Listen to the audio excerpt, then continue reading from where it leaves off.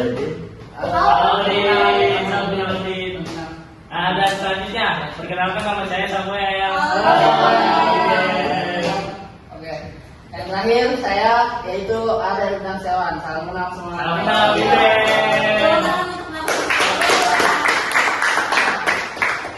Aku mau mulai dari cerita yang kecil dulu ya teman-teman. Tapi coba kalian bayangin ya, misalnya kalian lagi kerja kelompok, terus gurunya bilang, ya sudah kalian atur saja sendiri nih buat kerja kelompok itu, tidak usah ada ketua. Awalnya pasti seneng kan, kayak wah enak nih tidak ada yang nyuruh gitu. Tapi biasanya setelah itu apa sih teman-teman? Setelahnya itu apa sih? Yang akan terjadi sih sepertinya kalau menurut saya itu tidak ada yang mulai duluan. Malah jadi ya itu sih menurut saya berantakan ya, jadi berantakan. Malah tadi saya kayak tidak setuju dengan yang tadi pertama dibicarakan oleh Rizka.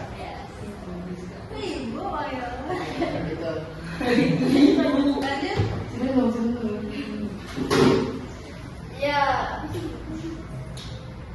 Ya, jadi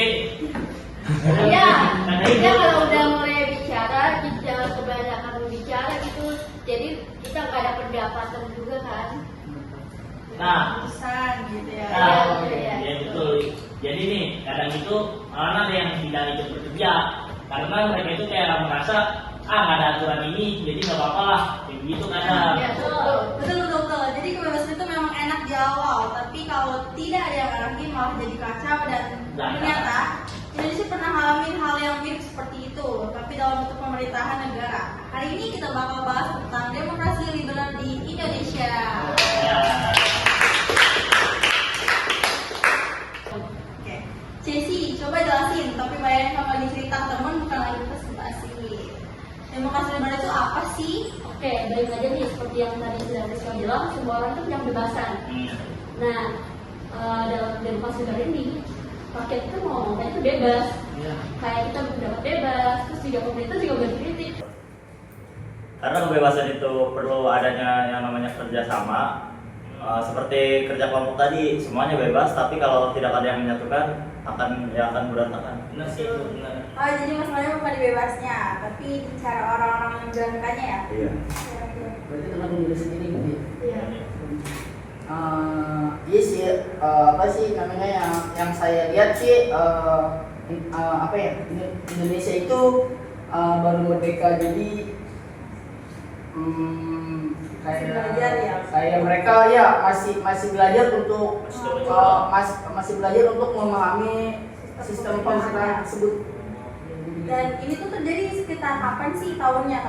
Nah, itu terjadi itu sekitar tahun 1950 sampai 1959. Nah, waktu itu Indonesia baru kembali menjadi negara kesatuan.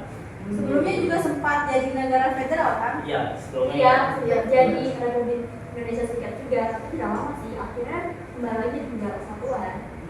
Terus setelah itu langsung pakai sistem demokrasi liberal.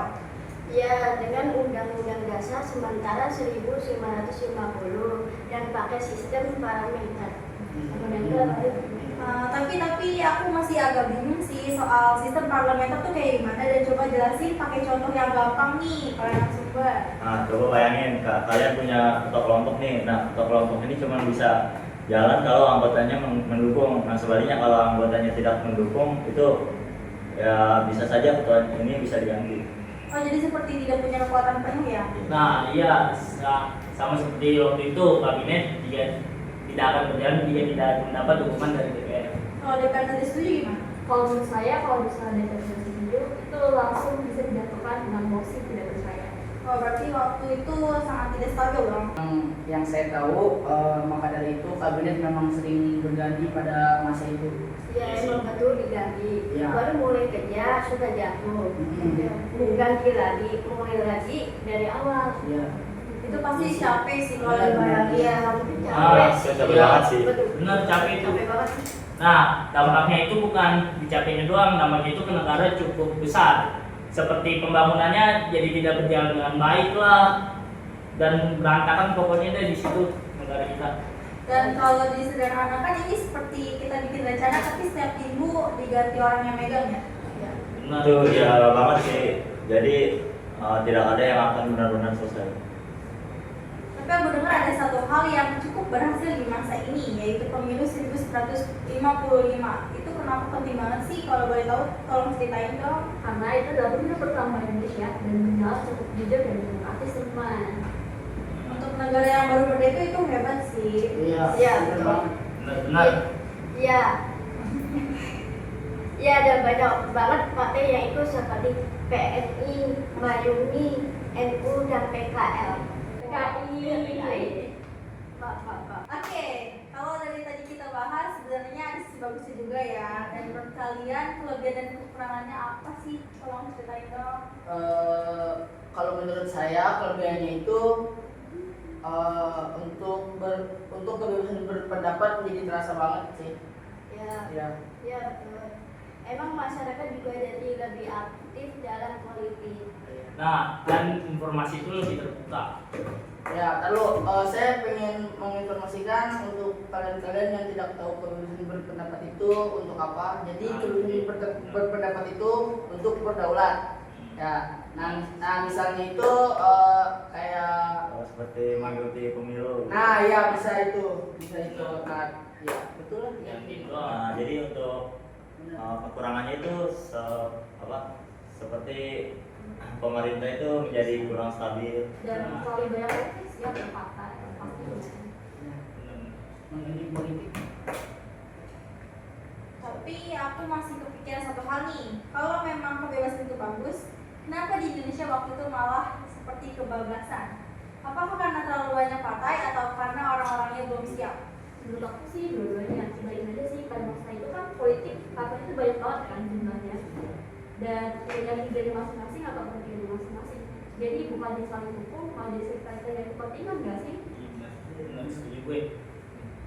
Dan juga kalau sudah beda kepentingan biasanya jadi susah buat sepakat, ujung-ujungnya bukan fokus ke rakyat tapi kepentingan kelompok masing-masing itu sendiri.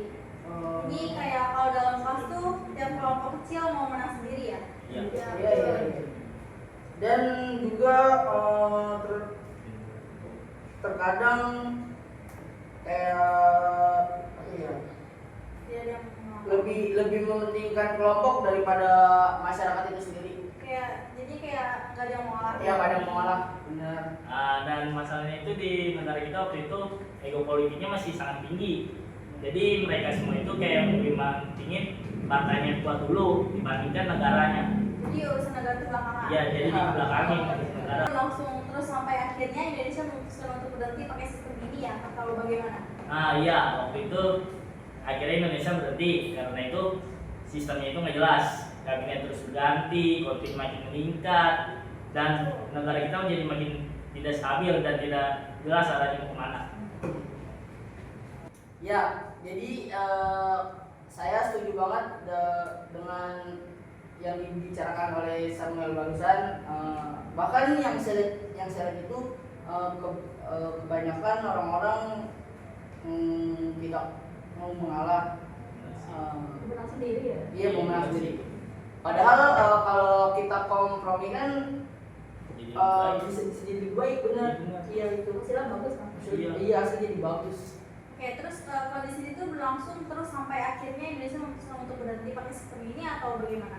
waktu itu Indonesia akhirnya berhenti memakai sistem ini nih, karena itu kondisinya itu tidak stabil, konflik makin meningkat, kabinet terus berganti, dan Indonesia itu tidak tahu arahnya itu mau kemana. Kalau nggak salah Pak Presiden Soekarno juga menurunkan dekret pada tahun 1959. Siapa itu ya? Nah, isinya kembali ke Undang-Undang Dasar 1945.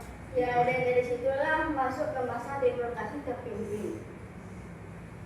Kalau dari semua yang kita bahas hari ini, menurut kalian pelajaran paling penting dari masa demokrasi liberal itu apa sih? Kalau menurut aku sendiri, kebebasan berpendapat itu penting, tapi tidak bisa berdiri sendiri. Jadi kita harus punya yang namanya relasi juga, ya kan? Jadi banyak banyak teman, banyak teman. makin bersama. Kalau menurut Jangan saya, jangan bersendiri-sendiri. Iya betul setuju. kalau menurut saya ya harus ada tanggung jawab dan Ya. kerjasama. Ya itu. Benar. Dan juga sih perlu tujuan yang jelas supaya kita tuh Nah. jangan sendiri sih. Nah, itu. Utamanya itu yang Paling utama lah ya. itu paling utama. Oke, jadi kalau kita balik lagi ke cerita kerja kelompok di awal, ternyata bukan soal bebas atau tidak bebas, Ya. tapi bagaimana kita menggunakan kebebasan itu dengan benar. Nah, Kalau semua orang mau kerjasama, saling kenal dan punya tujuan yang sama, hasilnya pasti beda. Ya. Dan itu juga berlaku dalam sebuah negara. Terima kasih kepada narasumber kita, Cici, Naila, Wahyudin, Arya, dan Samuel, Ya, yang sudah berbagi terima kasih, pemikiran hari sama-sama. ini. Dan buat kalian yang mendengarkan, semoga pembahasan ini jadi lebih mudah dipahami karena kita bahas seperti cerita sehari-hari. Sampai ketemu lagi. Sampai jumpa.